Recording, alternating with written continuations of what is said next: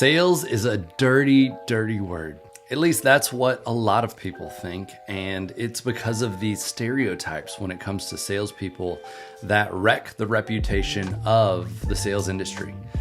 We think of the used car salesman, the pursuit of happiness, call the phone book type telemarketer. We think about the AT&T guy at Costco who is always asking us what service we've got, regardless of if we want to talk about that right then. And those experiences cause most people to essentially look at sales as a lesser than career, as sleazy kind of people. And the challenge is that many salespeople themselves internalize those beliefs and feel that way because of those stereotypes. And I think one of the things that we should change as an industry of people that are essentially trying to help people is we need to change the way that we look at salespeople, because the best salespeople are not the pushy, sleazy, used car salesman type. The best salespeople are teachers, they're educators, they're problem solvers, they're communicators. All of these things are incredibly powerful and desirable traits for some person to have, but we never really associate salespeople with those traits. And I think going forward, that is where salespeople will find the most success, because there's going to be a split. There's going to be the order takers that are going to be replaced by AI and by chatbots and do-it-yourself technology platforms.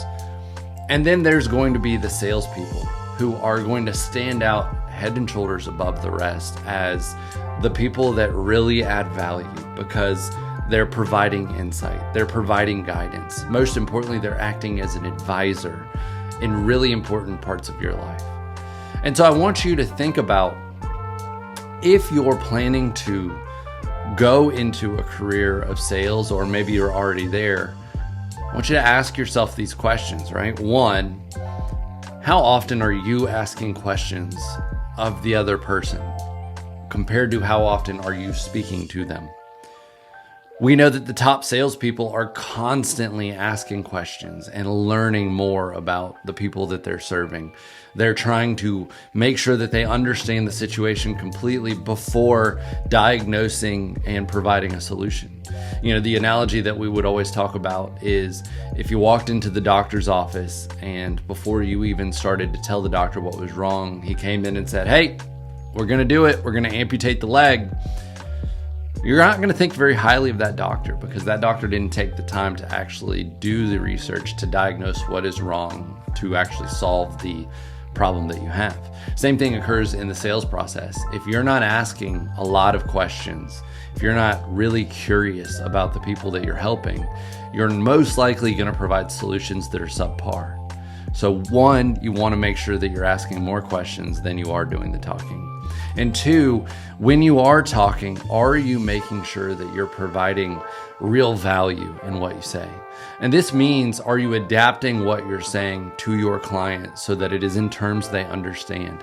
We know that jargon is one of the things that creeps into the process, and we always use these terms that are sort of industry terms, regardless of what industry you're in, because it's just natural. It becomes part of our language. But we really have to remove the jargon from our language when we're talking to our customers and our clients so that they can understand what we're talking about. And are you using examples and analogies that are going to help your clients understand this situation better? I'm always told by other people that hear me speak that you just make it so easy to understand. And truthfully, one of the best ways to make anything easy to understand is to have a real good grasp on how to relate it to your audience in terms that they understand. And that takes effort. The reason why most people don't do that is because the easy path is simply just doing it how you would normally do it without thinking about it, and it either works out or it doesn't. But if you take time to understand and ask those questions of your clients, and then you figure out how best to put things in terms that they'll understand, greater connection will be formed with those clients through that strategy. And then finally, the last thing that I would think about is, are you really trying to help them solve their problem, or are you trying to make a sale? And this is one of those things where we have to put all of the emphasis on helping them make an informed decision rather than helping them buy a product or service. And the hard part is that requires us to separate this whole process from our income, because in many cases, salespeople are incentivized to make a sale, not to help make a decision. But the best salespeople understand that long-term relationships are built on a fiduciary type relationship where we are going to look out for your well-being, regardless if that means that you buy from us or not. And that builds trust, that builds referrals, that builds a long-term relationship with these people that will create a career for you rather than simply just get you the sale today and sacrifice future opportunities in the future. So with those three things in mind, I want you to approach the future knowing that sales is not a dirty word, that salespeople are going to be some of the most valuable people in society if they take this education first approach, and that you can look at your career and see it grow following those three steps.